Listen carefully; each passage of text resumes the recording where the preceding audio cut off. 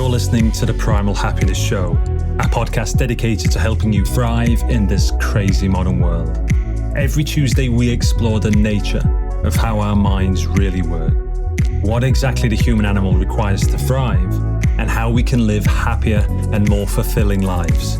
If you're new here and haven't yet taken our free class, then there's no better place to get a jump start on reclaiming your primal happiness. It's where we'll guide you step by step through our antidote to today's modern world. Simply head on over to primalhappiness.co/antidote to get the free class and discover how to thrive without having to move to a planet that's not so crazy as ours. But now, your host, Lian Brook-Tyler.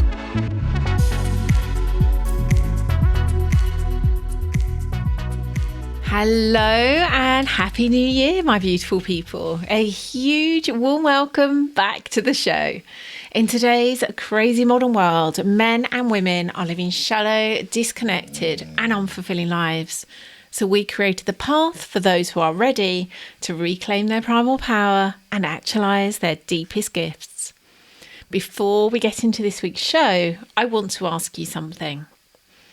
Is your life lacking real purpose, fulfillment and meaning? You may not know what it is, but you feel deep down that you're here for something more, something heartfelt and soul-led. Do you lack the deep intimacy and connection that your heart craves and the courage and vulnerability needed to create it? You can no longer ignore your heart's desire to be truly met, felt and loved. Do you keep finding yourself out of integrity, compromising your values and self-expression for fear of what other people might think or say? Whilst the dull ache in your gut reminds you of your deep longing to be a living expression of your true self. If you resonated with any of those questions, then it could be your soul is calling you towards an awakening of your wild sovereignty. And our brand new offering might be exactly right for you. It's called Waking the Wild Sovereign, and it's very much the pinnacle of our work. It's the deepest, most intimate and most impactful way that you can work with us. To discover more, you can go to primalhappiness.co/sovereign, and you can also book an exploration call with one of us to see if this is right for you. If this is calling to you, then I am so looking forward to talking to you soon. Or is there something you would like to create or transform in 2020? And if so, would you like our support with creating that? If so, go book an exploration call at primalhappiness.co/exploration and we can explore whether we're a good fit. And now for this week's show.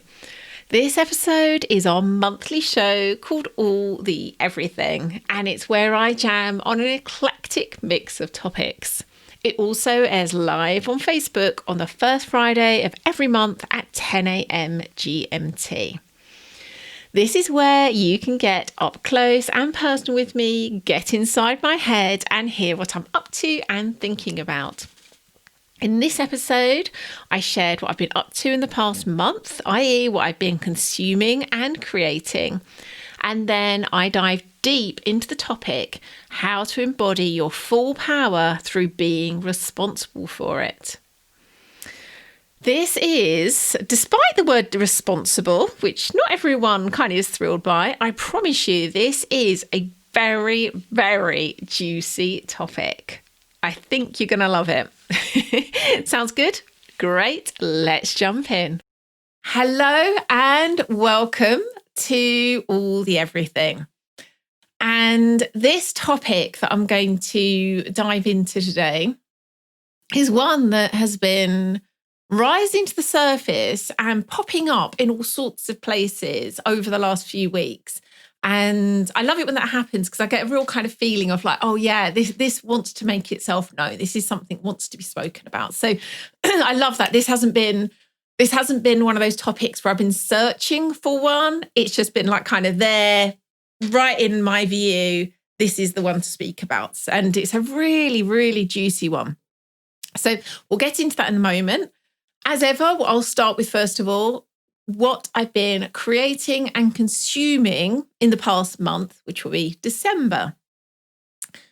And I was just thinking, I don't think I've created anything. It feels like I've just been off in holiday mode for so long. And then I remembered, actually, no, the first part of December was actually very, very creational. And the thing that really comes to mind as like a very clear example of kind of how creative that first part of December was our release of the offering, Waking the World Sovereign into the world. And the thing itself, Waking the World Sovereign, I'm very, very excited about. Makes it sound a bit kind of like, oh, this is just something to be excited about. It feels so aligned. It feels like something that is just so right for us to put out there in the world. It really is all of the things that we've found so powerful in our work with one-to-one clients, all put together in this single package. So that feels gorgeous. But then also looking at that as a kind of another level up, I love it when something goes from an idea and then tangible actions taken on it, and it becomes a thing out there in the world, and so quickly. And I just love, clearly that's what creation always is. I love it when we have these examples where something's gone from just a conversation where Jonathan and I were having conversations about what's next for us. And I think that wasn't that long ago. I think it was the end of November. I don't think it was much earlier than that. And then within weeks, it was a thing out in the world. And we now have people actually enrolling in it and going to be doing that gorgeous work with us. So like, wow, that's the power of creation right there. So love to know what's going on for you with that. What are you in the middle of creating? What are you noticing about creation? That's something I often reflect on this show, how my relationship to creation is in this constant kind of transformation, I suppose is better put. And that's not just happening on its own. It's because creating is so important to me. I put a lot of my focus in terms of my own transformation through that lens of how I'm creating and how I'm being about my creation. And I think I spoke a couple of months ago about how I'm noticing being in that intensity, that tension of this is an idea or this is a thing I need to do, and I'm right in the middle of doing it, so therefore I don't know how it's going to turn out. And that bit, that kind of like, that kind of half exciting, but quite honestly, I mostly experience it as fear, like that icky, like, I don't know if this is actually going to work, if it's going to turn into something of value, whether I'm going to mess it up. That piece, that gap between the idea and then something actually being created in the world, I have found in the past so overwhelming and so painful. It actually has really got in the way of me being able to put something out in the world and get to that point of actually creating it. That's something definitely over the last few months that has really shifted for me, where it's not that, and this is often the case, it's not that the feeling itself, that intensity disappears, our relationship to it changes. And that's what I've really noticed for myself, that I'm much more able to recognize, this is that intense feeling I get in that space of creation. And it's okay. It's just that feeling that comes when I'm creating. And I want to create, therefore, great, I choose this. And so that's what's really happened for me. So I'd love to know what your relationship is to creating and what you're up to with that. Consumption, that's the other thing I always share, what I've been consuming, and there's been a whole load of consuming going on. Jonathan and I very consciously took, it's at least 2, I think it's 2.5 weeks we've had off. It may even be longer than that. And Jonathan's definitely done a bit more work towards the latter end of these holidays. He's just been off leading 6 men on vision quests, amazing, amazing work. Whereas I have very much just been kind of doing whatever occurs to me as being pleasurable, nourishing, nurturing. So I have just been doing a whole load of having really late lie-ins, reading, walking, sitting in front of the open fire, eating chocolate truffles, dancing, just really gorgeous, soul nourishing things that I think we all need probably to do more of. So that's really been me. There's been no like specific, like it's been this, it's been everything. And I will mention one particular book that stands out. This is actually, technically this is this month, but hey, it's very on my mind at the moment, so I'll mention it to you anyway.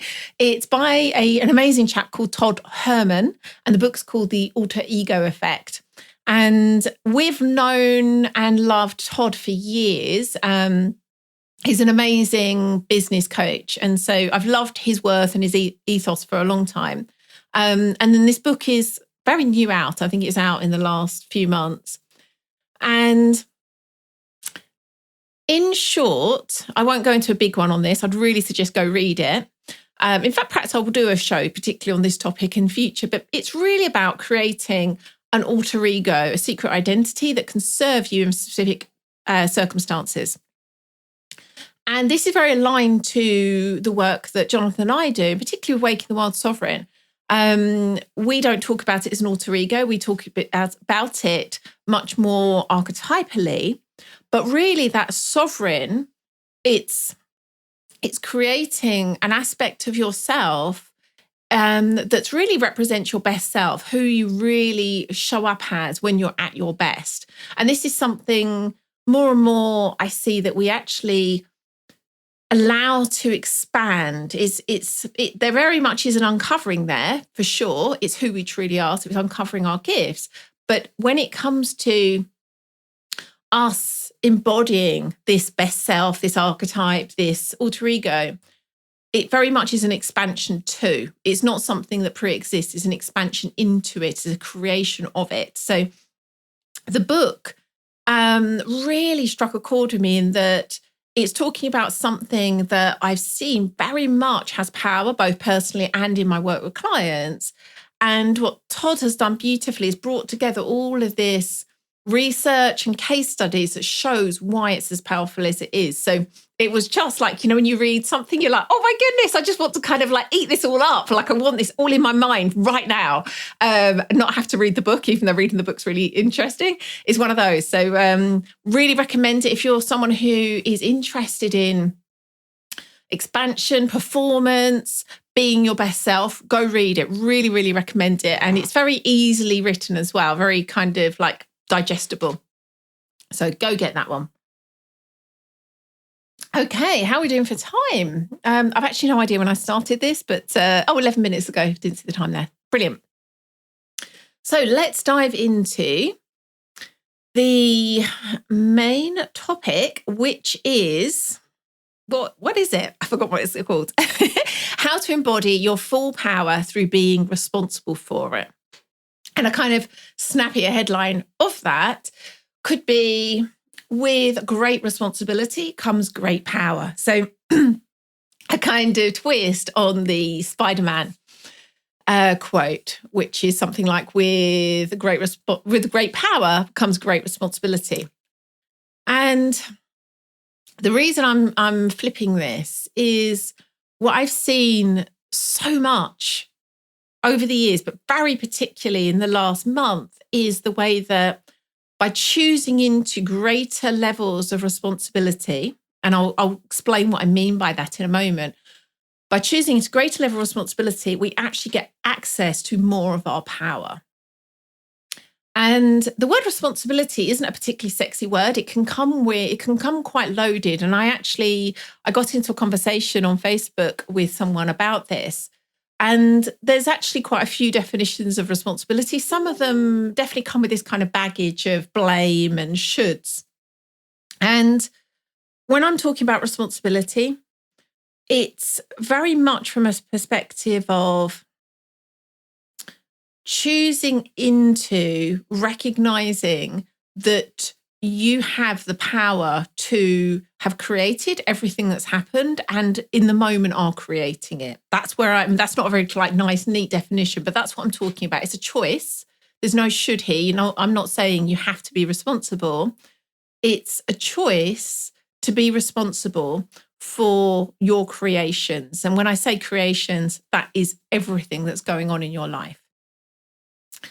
So the reason this felt like a really good and timely topic for today is I'm seeing a lot of people who have just gone through this holiday period, coming out the other side and are now at a place where, for whatever reason, there were some really painful parts of it where they were, for example, with family members who they don't enjoy being with, who trigger them.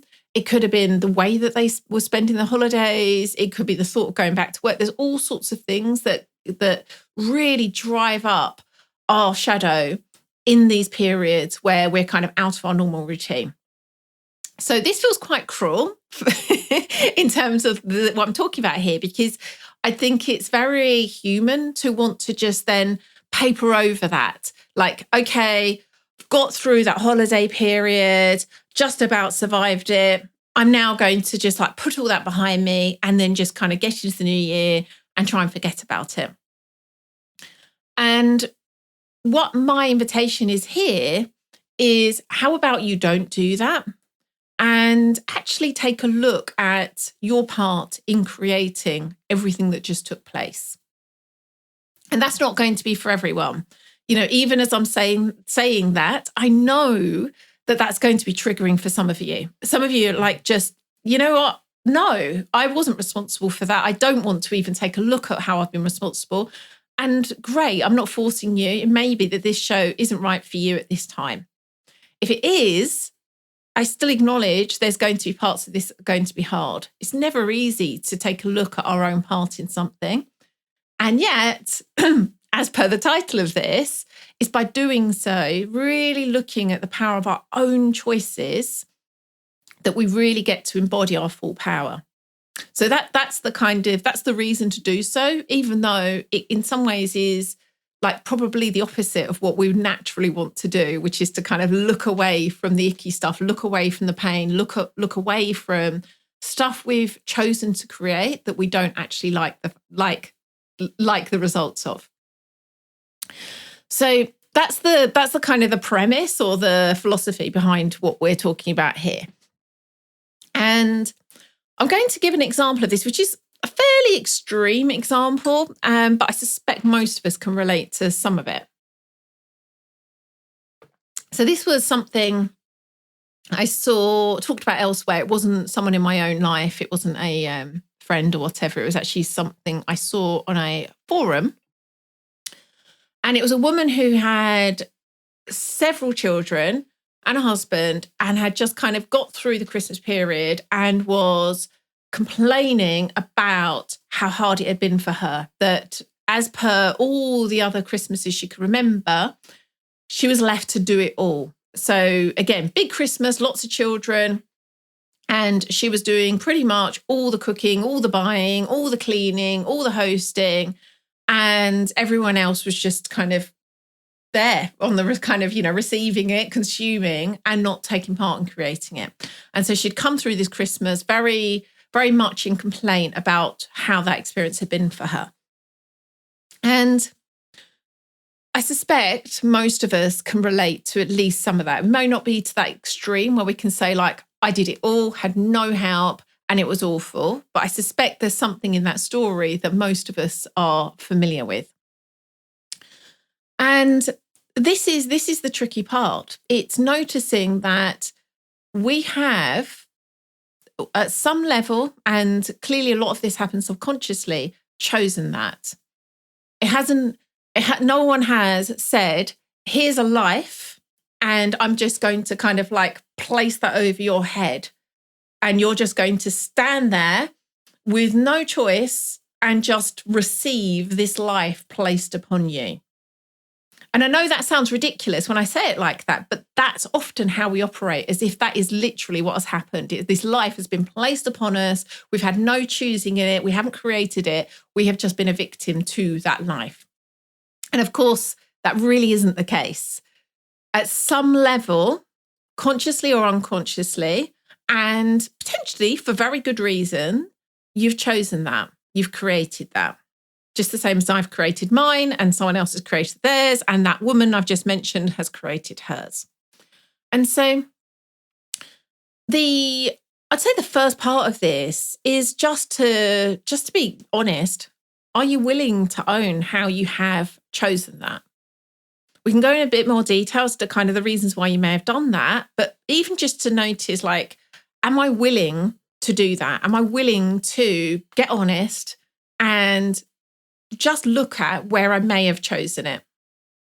Because if you're not willing to, there's no way I can convince you that you have.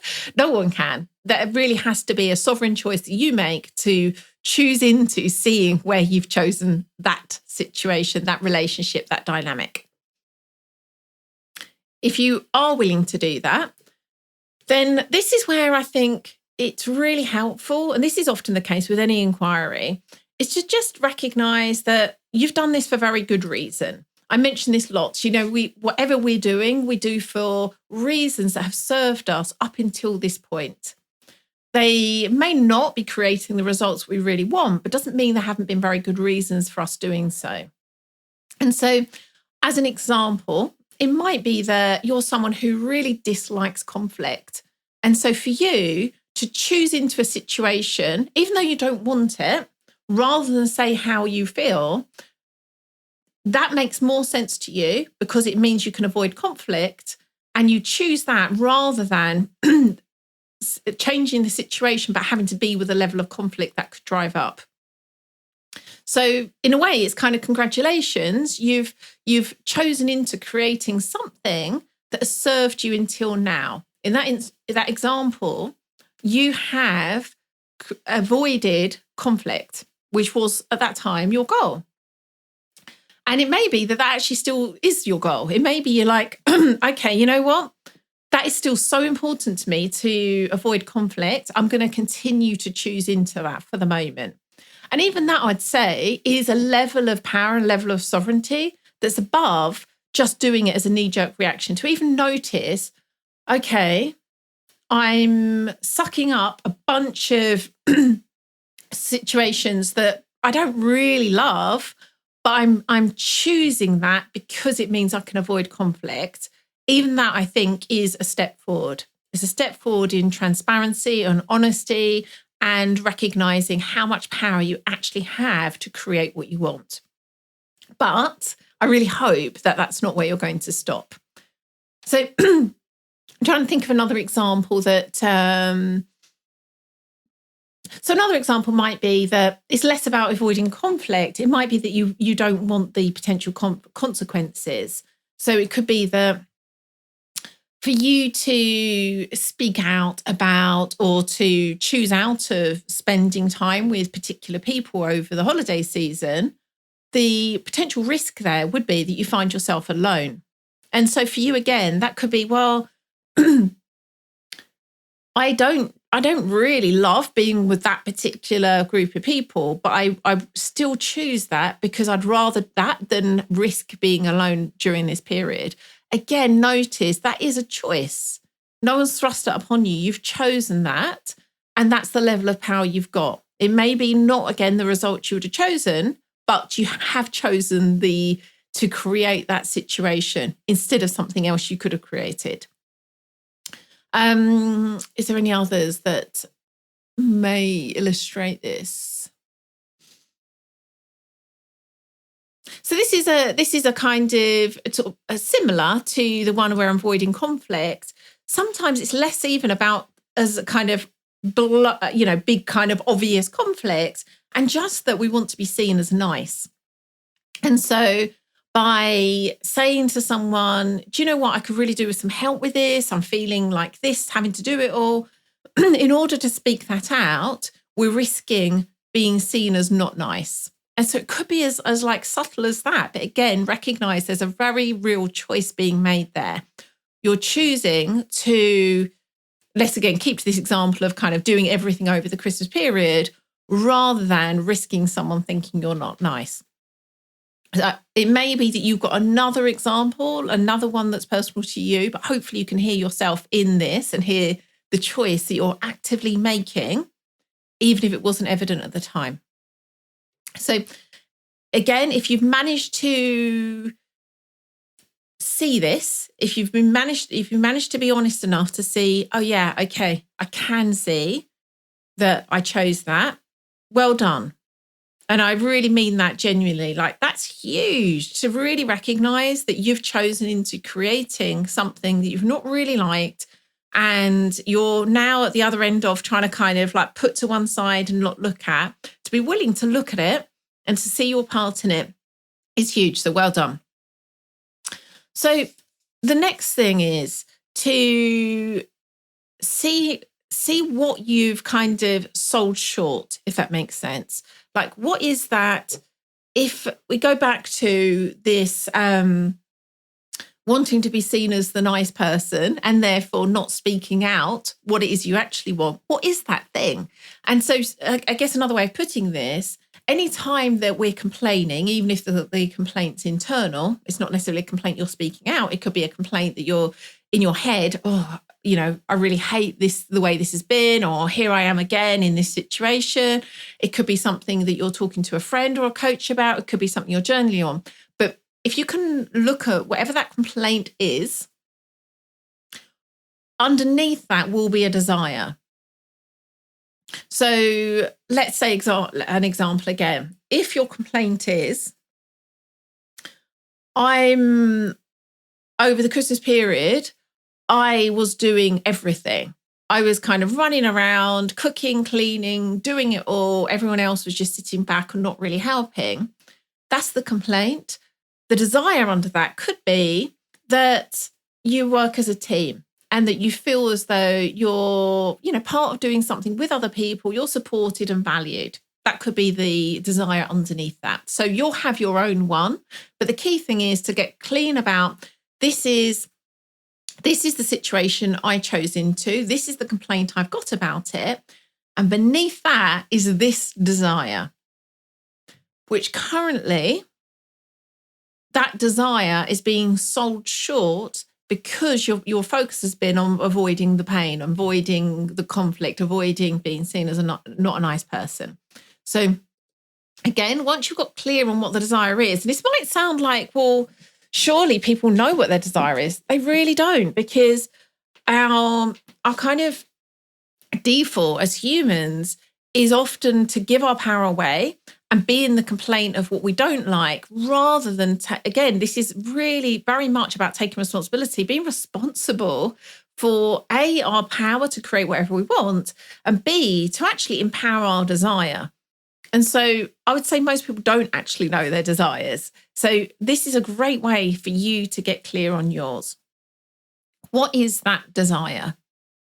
And again, this is where there's a very real choice. And it's not that I'm saying, you know, you've got to sign up to a lifetime of constantly empowering your desires and there's no way you can do anything else. This is often a moment by moment thing. This is often a desire by desire thing. It might be that sometimes you do still notice yourself choosing into being a victim to the circumstance. And what I mean by that is, instead of empowering your desire, kind of going along with whatever's going to be less kind of driving up the pain or the fear. So this is a choice you're going to make moment by moment. That's okay. We're all the same. There's going to be times where this is available to us and times where it isn't. But when it is available to you, just notice whether you are prepared to empower that desire. Whether that desire, that could be a value you've got, it could be a vision you have. Is that worth more to you? When you look at it, when you bring it into the light and look at it clearly, is that worth more to you than this thing that you're trying to avoid? And I notice more and more when I look at that honestly, it's very hard for me to say, do you know what? I'd rather keep the peace and sell myself short then I would empower that desire. There's still some places where I do this, I'm sure, where I actually say, no, I'm not going to empower my desire. But more and more, the more honest I get, the more inclined I am to stay true to my own values, true to my own vision. So that's the path, first of it.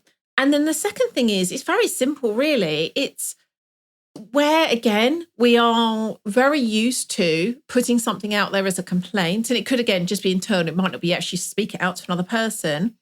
Are you willing to be a request or an invitation for that complaint instead? And so that could be literally speaking that out as an ask to another human being. Instead of complaining internally or externally that you're not getting the help you want, you ask for the help. Like, it could be as simple as that. It's not always going to be like that, but that, I think, nails the kind of energetic at play here. It's literally asking for what you want rather than complaining you're not getting what you want, even though you've never asked for it. Right, let me just take a breather and see if there's anything else that I think will be helpful here.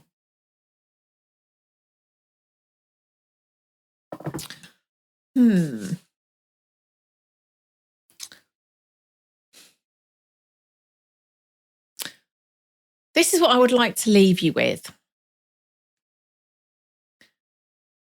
Going back to the start where I said, with great responsibility comes great power. That sounds quite counterintuitive and almost a bit maybe unbelievable. And yet I see over and over again, it's when we're willing to give up the benefits of victimhood, when we're willing to recognize how much power we actually have got and how much choice we've actually got, we then get access to our full power, our full sovereignty. But only when we've done that. It never comes the other way around. It never comes that we suddenly discover all of this power, all of this sovereignty, all of these choices we've got, unless we've been willing to get honest and to take responsibility and to give up those kind of victim righteousness kind of benefits first. I see that over and over again, both personally and in my work with clients. So simply put, at a kind of very sort of zoomed out level, that's the choice we're making here. And it's only when you're willing to choose into that path in life. And of course, again, there will be times where you stumble off the path and you notice you're actually selling yourself short again. But as a kind of like bigger path, it's we either choose that path of being a victim to the world, or we choose the path of sovereignty. And we have to be willing to give up the path of victimhood in order to start on that path of sovereignty. And the final thing I'd say is you're not alone. You know, this is very much something that is really one of those things where it helps to have the support of other people. And there are other people out there on this path. And so if that's you, first of all, come join us in our free Facebook group. That is at primalhappiness.com/group/primalhappiness. Listen to this show regularly. Of course, we've constantly we may not be using the words that I've used here, but we're constantly talking about really looking at your power, looking at your choices, looking at your ability to create what you want. So that's at primalhappiness.co/podcast. And if you'd like to delve deeper into this work, if you want to work personally with myself and Jonathan, go check out what we've got. We've obviously got, I think at this moment, I think we have still got some places for Waking the Wild Sovereign, and we haven't yet released what we've got coming up next in terms of a group program, but we will have something very exciting that will be, I think, a co-ed circle. So it will be myself and Jonathan taking what we've seen as work beautifully for Waking the Wild Feminine and Waking the Wild Masculine, and combining that into something completely new and amazing. Doesn't have a name or anything yet, but if you go along to our Go Deeper page, which is at primalhappiness.co/go deeper, you'll see everything we've got now, and you can register also if you want to be kept up to date with what's coming next. I think that's everything. Thank you so much for joining me. I love it. I love it. I really appreciate it. And have a wonderful 2020. Lots of love. Bye-bye. So that's us done for this month. Are you going to choose to be more responsible for the life that you're creating and therefore embody your full power? If so, I'd love to know how you get on with the inquiries I recommended. And the best way to do that is to head on over to the Primal Happiness Facebook group and post there. The link for that is facebook.com/group/primal happiness. And I would love to have your feedback, questions, and topic suggestions for future shows. And the group is also a great place to post those. And of course, if you'd like to join me live for the next show, I would love to have you. If you just go ahead and like our Facebook page, which is facebook.com/primal happiness, and just watch out for the show airing live the first Friday of every month at 10 a.m. GMT. That's ordinarily. Sometimes it changes. This month I was a bit late because I came back from the holidays late. In general, you'll be good if you look out for me the first Friday of every month at 10 a.m. GMT. If you'd like to get the notes and links for everything we spoke about this week, hop on over to the show notes and they're at primalhappiness.co/episode 265. And if you're feeling the call to waking the wild sovereign, go along to primalhappiness.co/sovereign to discover more and book in a free exploration call with one of us to see if it is right for you. If you don't want to miss out on next week's episode, head on over to Apple Podcasts, iTunes, Stitcher, or your Android or iOS app of choice and hit that subscribe button. That way you'll get each episode delivered straight to your device as soon as it's released. Thank you so much for listening. You've been wonderful. Catch you again next Tuesday.